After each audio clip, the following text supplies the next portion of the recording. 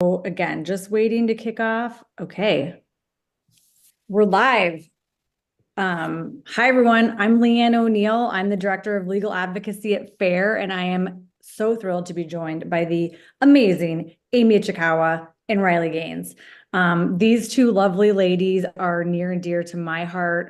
The work that they are doing to advance the protection of women and girls is really unmatched, and I've had such an amazing pleasure of working alongside them on these important issues. And I'm just so excited to have them here talking with us all today. The thing that kind of brought us all together and the idea for this webinar came from President Trump's executive order published on his first day in office called Defending Women from Gender Ideology Extremism and Restoring Biological Truth to the Federal Government. So we're excited to kind of dig into some things here. Again, and I'm going to give the ladies a chance to kind of give a better introduction of themselves, and they can kind of tell you a little bit about their backgrounds and why these issues are something that they work on really day in and day out. First we'll go with Amie Ichikawa. She is an ambassador for Independent Women's Forum, and she is also the co-founder and executive director of Women to Women. And then we'll go to Riley in just a second. But Amie, if you could go ahead and give us a little bit about your background, how you've gotten really, up to your eyeballs in all of this. Up to my eyeballs is definitely a good way to put it. I am formerly incarcerated. I served 5 years in a California state prison. And, the day I walked out, I prayed for an opportunity to make sure that the time I spent inside counted for something good. And I never had any idea that it would lead to this. The women inside mean a lot to me. The relationships I built inside helped me to not hate myself and to understand how special of a blessing it really is to be a woman, and how dangerous it is at the same time.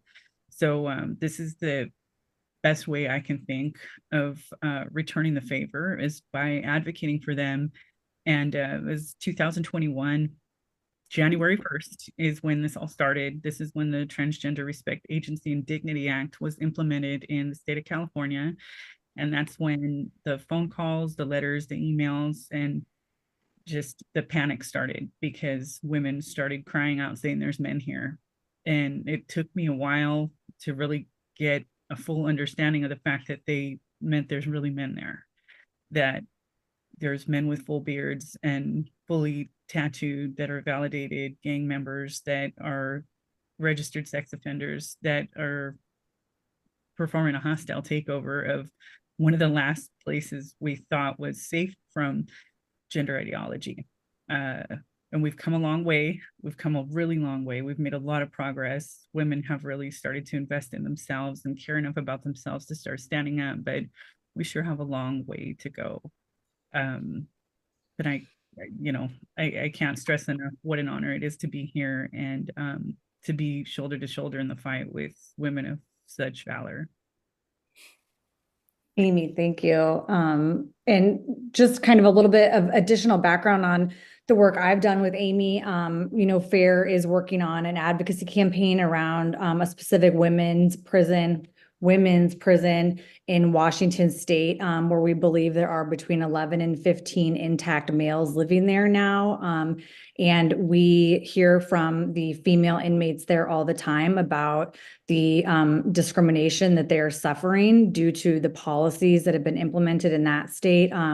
And Amie knows all too well about how all of this can go terribly, terribly wrong. And so it's been invaluable to have her insights on this and experience on this issue. And she's been instrumental in getting us connected with the right people and, knowing better how to navigate this type of a very complex issue. So thank you, Amie, for being here. And next up, Riley Gaines, 12-time NCAA All-American swimmer. That's a lot. That's 12. That's a lot of times. And also she's the vice president of the America First Athletes Coalition. And probably needs very little to no introduction. But Riley, if you would kind of give us, your story, in case anyone is watching who doesn't know it already, obviously you also came to this, probably would not have wanted to come to this issue in the way that you did. But yeah, give us some background and what you're working on these days. Absolutely. Yeah, no, I think you have to be clinically insane to want to be in the position that I know I have found myself in, and I probably speak for both of you as well. And really quick, let me just speak to Amie. I understood the very obvious, I mean, the glaringly obvious injustice in what I faced and my teammates faced and what girls around the country faced in regard to competing against a man, right? Again, anyone with eyeballs can see, right? When you're standing next to a 5'5", you're standing next to a 6'4" man. It's the perfect visual of this movement. But I was very, I'll use the word naive. Maybe we can say youthful. I don't know what the best word is, but I didn't know what else was happening around this country in these different realms where women specifically were being harmfully and negatively impacted. But meeting Amie and listening to the stories that she told me, that of course she experienced, but other women around the country, even currently, are still experiencing. Oh my gosh, it not only did it break my heart, of course, but it really lit a fire under me. And so thank you, Amie, for everything that you have done and continue to do to bring justice to all women, including incarcerated women. Very brief background on me. I was a collegiate swimmer, did some great things in my career. I, in my senior year, was set to compete at our national championships, which is, of course, the meet you work all year, really all your life for. It's the pinnacle of our sport.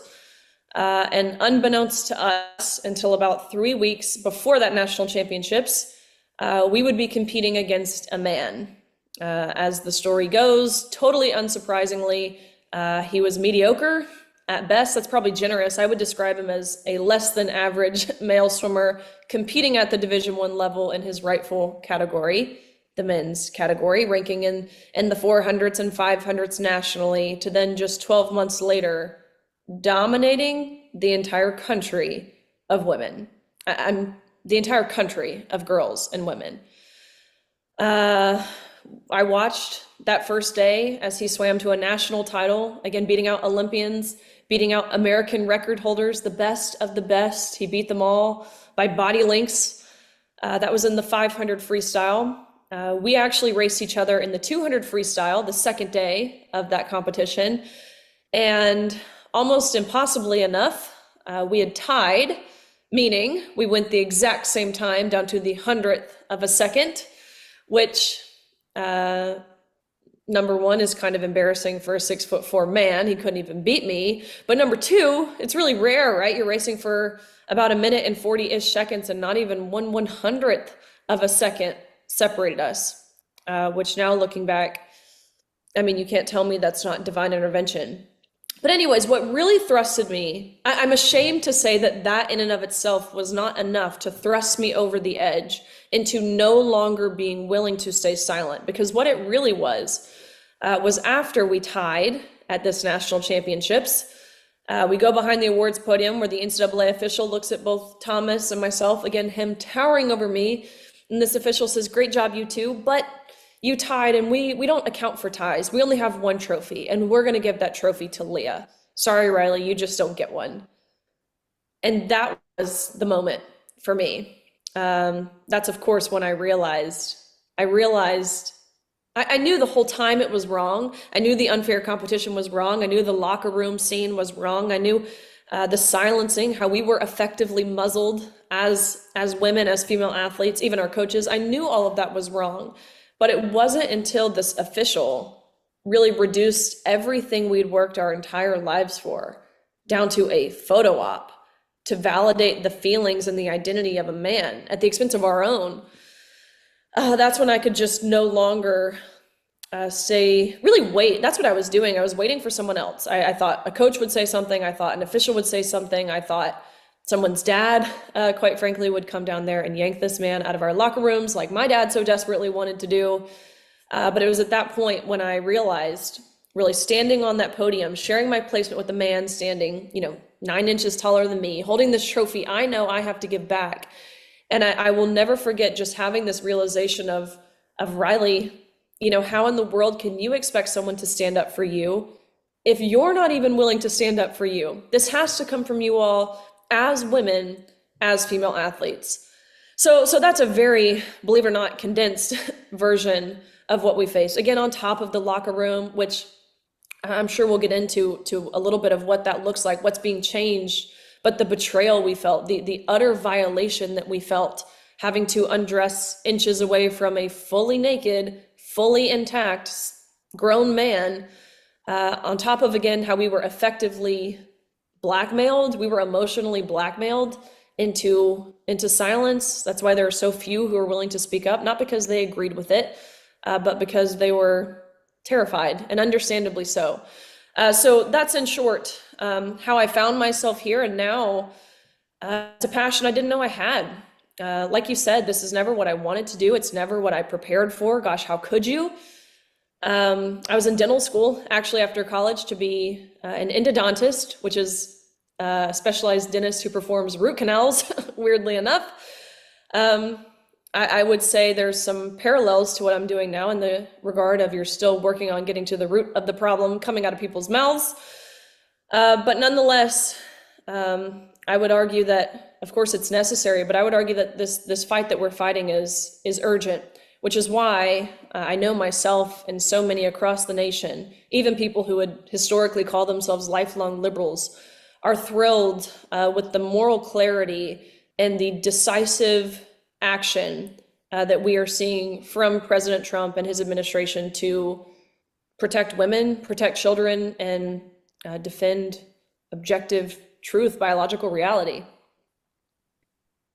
Thank you. I love what you said about, there's no way you could have foreseen, either one of you could have foreseen that this would be where you landed, because it's frankly just so absurd what has happened over the past few years, that, it's difficult to conceive of so extreme, so outlandish. And like to hear you, Riley, tell your story about you're a college student being forced to share an intimate space where you undress with a male. And then when you ask questions about that, you're told to seek mental health therapy. Like, this is a you problem, not an everyone else problem. It's just completely crazy. And I also agree so much that it's an urgent problem. There is this decisive action taking place. If there hadn't been the moral outrage that has really swept over the country,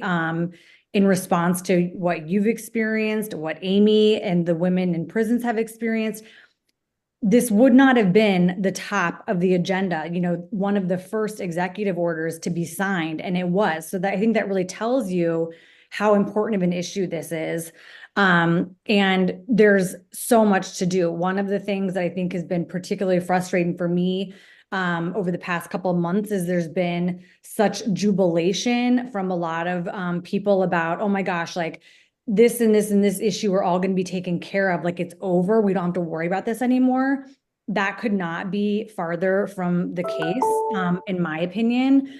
The action such as this executive order will set many other solutions into, get the ball rolling on that and set those into motion, but there will be so much else that has to be done. And so that we continue having these conversations, talking to folks, putting out information about what can be done and what still needs to be done. And so I'm really thankful that you both are here today to do that with us. I just wanted to go through a little bit of the executive order and kind of give people a little bit of background in case people haven't read it, and please, both of you, like, this is I want this to be super conversational. Jump in, correct me if I misspeak, if I forget something, let me know.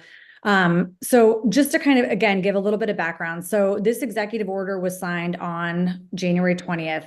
It applies to federal agencies and entities that receive federal funding. So what it does not apply to, it cannot immediately change the way state laws work, how state agencies run themselves. It's a little bit far out there to imagine and see exactly how public school impact on public schools through guidance and whatnot, but in terms of actual laws being passed, that is definitely something that remains to be seen. Obviously, it can't, the executive order also, the order cannot overturn existing federal laws or regulations. So the law, the executive order does ask for new regulations to be written and for federal laws to be passed, but that will take time. So again, I think that it's really important that people understand that this is not an immediate fix. And for sure, we're not seeing, it's not like magically every male has been removed from federal prisons, for example.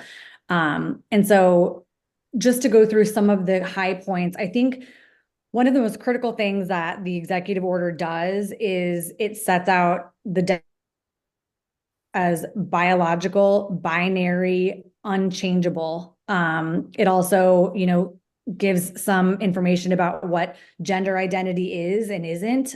It talks about gender identity being a subjective characteristic. It's not definable. It can change.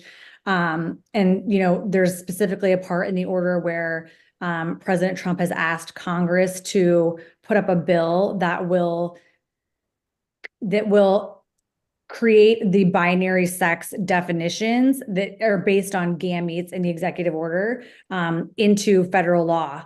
It's one of those things that, having gotten into these issues myself, you realize nobody wrote that down yet. No one institutionalized in our federal government what male or female means. The laws that are so far out there to protect women don't define what a woman is. And we've all taken that very much for granted. And that all is about to come to an end with some new laws that I think will be put up and passed, I'm sure, in pretty quickly.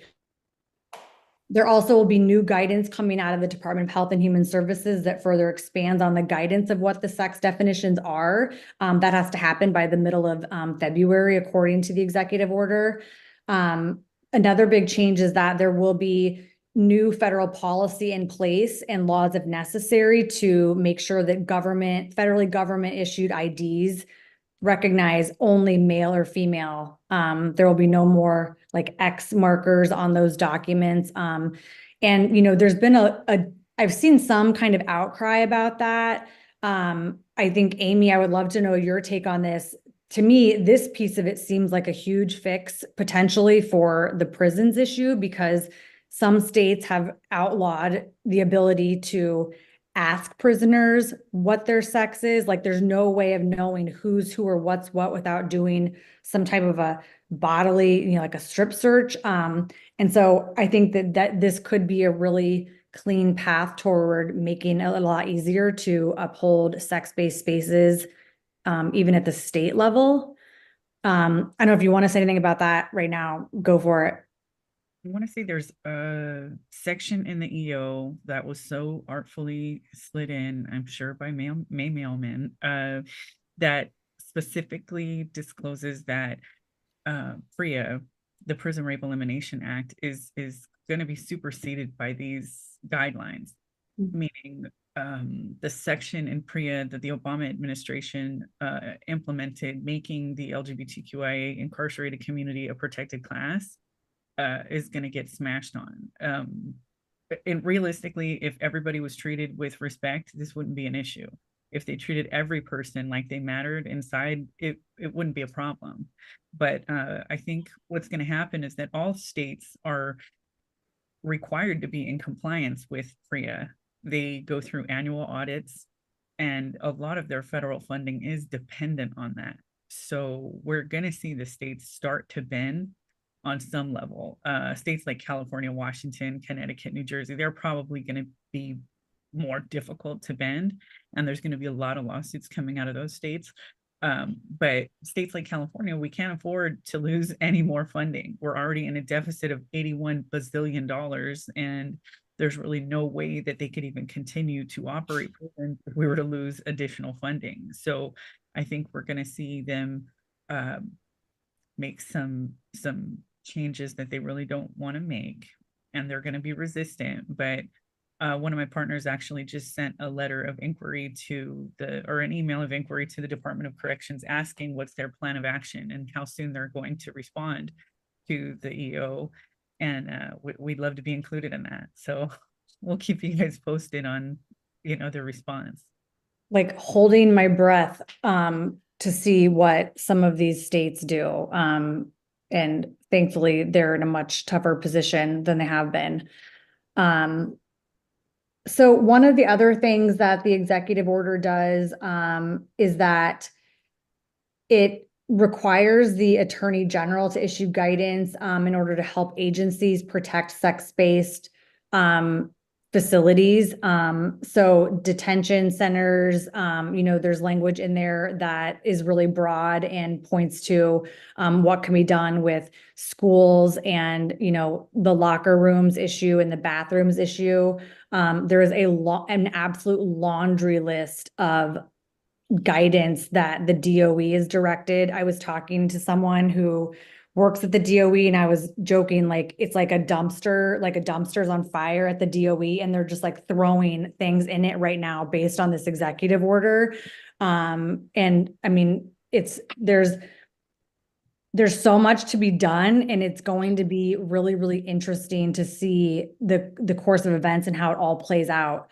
But again, I think it's really important to, remember that the state laws don't have to change on the basis of this. There are some federal purse strings that can be pulled, like Amie mentioned PREA, like with the Department of Education and the way they fund public schools. But it's going to be really interesting to see exactly how it's done. And I don't think anyone knows quite yet what to expect. And that's really just even before we talk about the potential lawsuits that could come from some of the activist organizations that really disagree with the executive order.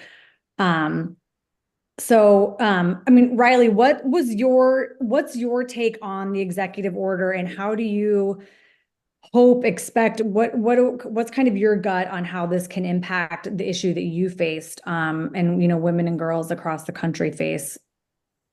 Well, of course, I'm thrilled.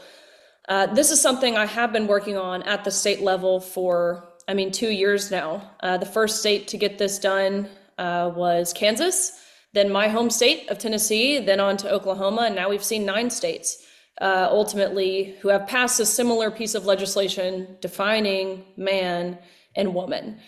So there's still a lot to be done at the state level. States like Texas and Florida have not yet. So we're hoping to see some big wins, hopefully some fairly easy wins, especially with the precedent already being set at the federal level, the support and the backing being there. Hopefully we can get some red states like West Virginia with Governor Morrissey in there. He's made this a priority for him.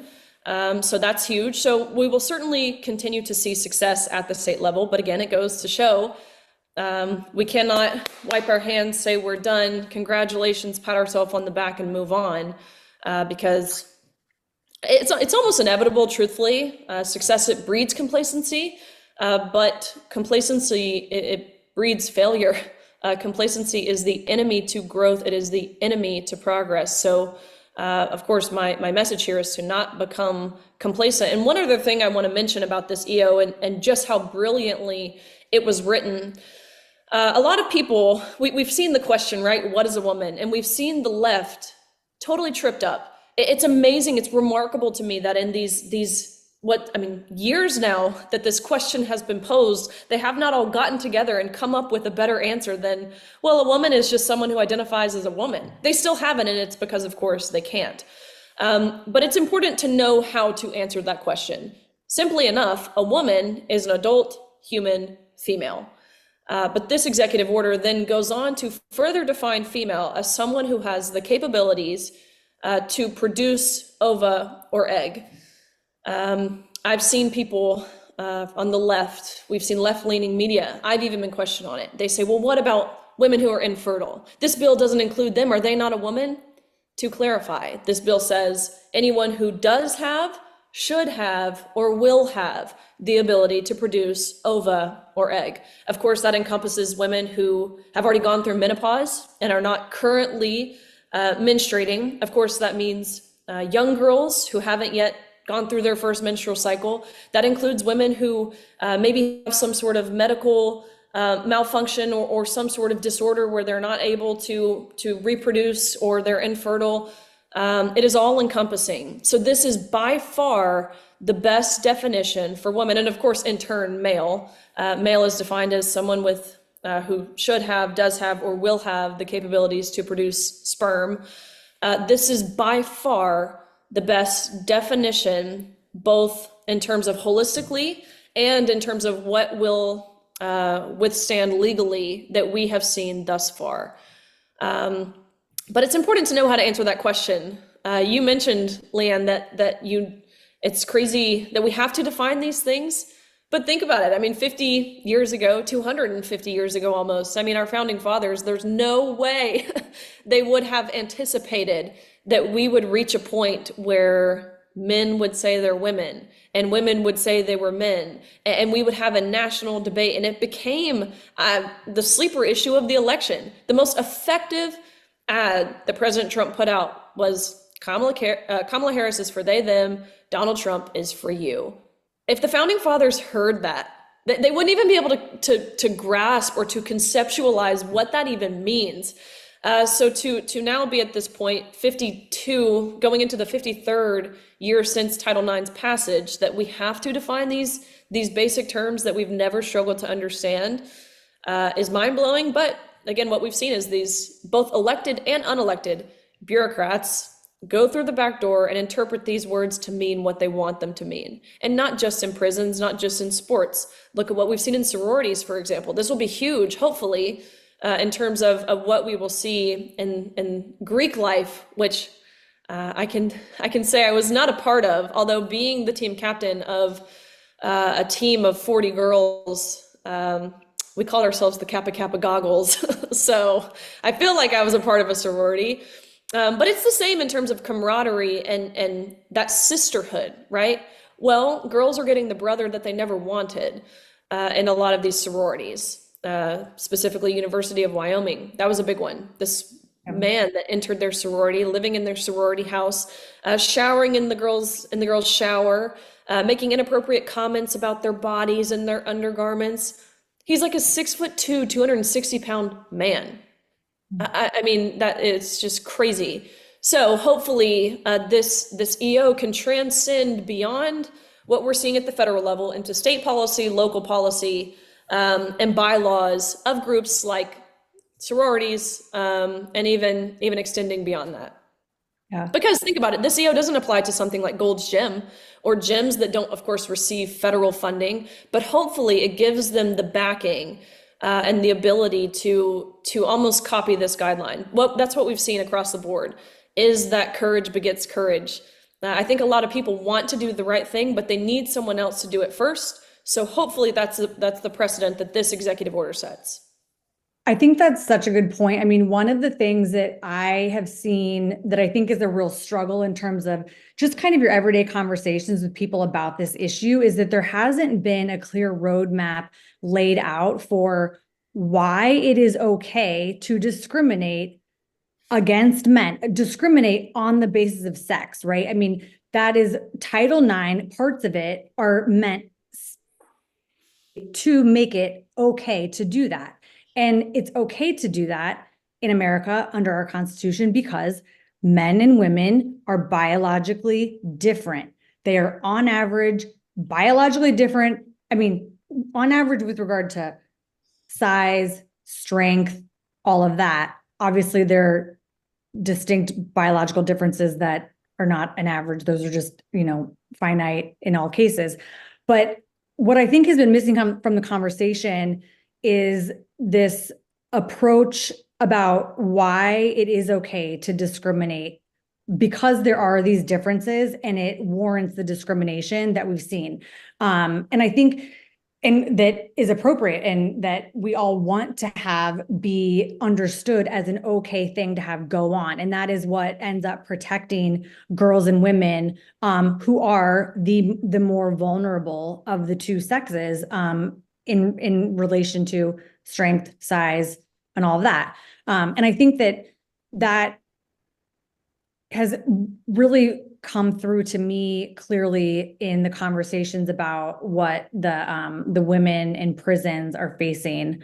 But like I said, Amie, so you talk to women all the time who are incarcerated. Like, have you heard that there have been transfers yet? Kind of what's the intel since this EO was signed?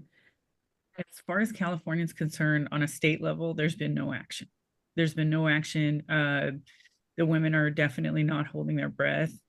But on a federal level, I did get a message recently that there was some movement in one of the medical facilities that the fully intact pre-op male trans-identified individuals have been placed in administrative segregation. And the assumption is that that's in preparation for a move. There's also some hysteria about what about the sensitive people that are post-op? Well, people have to understand that there's a really false narrative that has been just spread like wildfire. No, sorry, I'm in California. That's not very funny, but there's this misconception that men in prison are absolutely psychotic and that anybody who's female presenting or even slightly effeminate is going to be decimated as soon as they get into the prison. But if you think about it, that's probably not what's going down. I have made contact with several queens who are, men who live it up like the ladies, and they're fine. They're very selective about, who they spend time with, who they hook up with, who they date. They're in long-term relationships. They're not in, harm's way every time they open their eyes or walk out of their cells. This is a huge misconception. And this was definitely something that was pushed by the far left, by the Wieners, by the transgender law centers, who definitely make it look completely insane and hateful and bigoted when someone like me says, this is a load of crap. This is not what's really happening. And they did things with soft programming, like through Orange is the New Black. The ACLU was fully complicit and participatory in the production of that, soft programming tool. Everybody thinks that I'm talking about Laverne Cox, some poor, effeminate trans woman who just wants her hormones. No, I'm afraid not. That's not what we're talking about here. Those people are in the men's prison having a fine time, rehabilitating and thriving. It's the individuals who are apex predatory male-bodied criminals that are taking advantage of this stuff and coming over. And that's the narrative we got to break. That's what we got to really help people understand. And the only way to really get people to believe this or even think about the reality that this is through amplifying the voices of the people inside. So I'm just going to continue doing that and looking for partners in the men's prison to go ahead and explain we're fine. We're fine. That's one of the folks in the Q&A here asked about, how soon can we realistically expect transfers to take place? And, what can be done? What help, people out here, what can there be, what can they do to help? And so it sounds like, I think that the Bureau of Prisons will have to amend its policy in accordance with this executive order, which it can do right now. I'm sure it's working on right now to, say that they have to move the males out of the prisons for women. And I think in terms of what people can do to help, one of the things Amie and I have talked about a lot is that with the state laws not having to change, there might be very little to no change that goes on at the state level in those prison facilities. And it will take lawsuits. There will have to be litigation to make it clear to the Department of Corrections in every state that's doing this, that this is unacceptable. The risk to you is intolerable if you continue to do it. So, people can make donations to organizations that are supporting those lawsuits. Sometimes lawyers will pick up those lawsuits because they can earn a nice contingency fee on them if the prison facility has been negligent, and if there's kind of damages to be awarded in those lawsuits. Other organizations have to find ways to fund impact litigation that doesn't have a large dollar amount tied to it, which means it's harder to come by the lawyers who are interested in those. And even, the most well-meaning lawyers who are interested in it have to earn a living and pay, put food on the table for the families too. So none of it's free. So looking for organizations that are supporting impact litigation on this issue is really a great way people can help. And so one of the other questions was about what effect, if any, can the executive order have on sports outside of schools? That's a really interesting question. I think, Riley, you kind of answered that in part in terms of sort of the precedent that can be set and how can, does the executive order give permission, to private organizations to take a new stance on this in support of women and girls? Are you in conversations with others who are working in this space? A lot of times it's people who are just influential and who stick their neck out there and say, like, we're not doing this anymore. Tell us what you've seen lately, if anything, kind of on that front. That's right. Yeah, the EO unfortunately does not have any control necessarily over private entities. Like, for example, even the IOC, the International Olympic Committee. The EO doesn't necessarily cover that, but that is something that has been introduced into Congress, introduced into the US House, the protection of amateur and Olympic women in sports. But this EO doesn't necessarily cover that. So we've seen some private entities, for example, FINA, right? It's the international governing body of aquatic sports like swimming. They have taken a bold first step in prioritizing fairness and safety over inclusion by creating a policy that says if you've gone through male puberty, you can't compete with women. Not satisfactory necessarily, as it insinuates if you've transitioned by 12, then you can, which I believe to be criminal, to even suggest that someone could or should transition by that age. But nonetheless, it was a bold first step.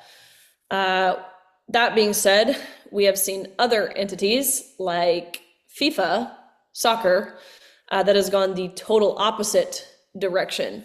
So while I think we will see certainly some policies change, what influences these entities and corporations and academia and the media and Hollywood and virtually every inch of the public square more than anything is public pressure, right? Look at what we've seen, look at all the corporations we've seen even just recently. Outside of the EO, which there was a separate EO that dismantled all of the DEI within federal agencies. Look at what we saw even just this week, 2 days ago with Target, right? They're rolling back their DEI initiatives. This is the same company that released tucking bathing suits for infants, okay, children, babies, just last year. But they're slowly starting to roll back. And why are they doing that?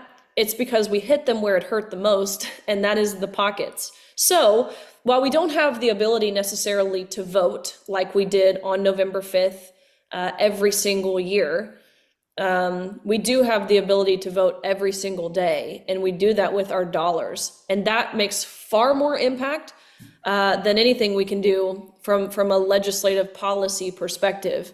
That is how we really move the needle. So public opinion, it matters how the general public feels. And what November 5th showed us is that the general public rejects this absurdity. The absurdity that is the gender ideology movement, how it affects, again, women, how it affects children, and how it goes against everything we know to be true. It goes against your gut instinct as a common sense, everyday person who intuitively knows that men and women are different. So that's what I will say about how we can use this EO and knowing that you are the majority and thinking this is crazy, to really influence things outside of even just sports, corporations, again, academia especially. I think that's important. Moving into the new year, which excites me. And I think we're already seeing it, but again, we have to keep pressing forward. Yeah, no, that's a great, and I think that something that's really interesting has been where some of the sports teams are boycotting, they're refusing to compete in their competitions. The girls who know that they will be subjected to competing against a man. And I think that that's an example of a grassroots effort. It's just, people banding together and saying this is wrong and we're not doing it. And I think that that's what will be really effective in some of the states that won't so easily go along, that are committed to putting forward and, really emphasizing the rights of individuals based on their transgender identity more so than women and girls based on their biological sex. So I think that efforts like that are going to be really important as, kind of similar to what you said in terms of like voting with your pocketbook, but it's, demonstrating just with your actions every day what is and is not going to be tolerated. The more folks stand up and say that this is not something that we can go along with, obviously the better. I guess if you had to say, each of you, like the most glaring limitation of the executive order, or what is still to be done, like what is the top priority next step that can't really be accomplished by the executive order? I would love to hear from each of you what that would be. I would just say my number one concern with this executive order is that it can change in 4 years. So the priority here should be, of course, getting it through Congress, getting it through the Senate, and onto President Trump's desk to sign into law. I'm not overly hopeful, to be entirely transparent with you. Do we have 60 votes in the Senate to really jump that hurdle?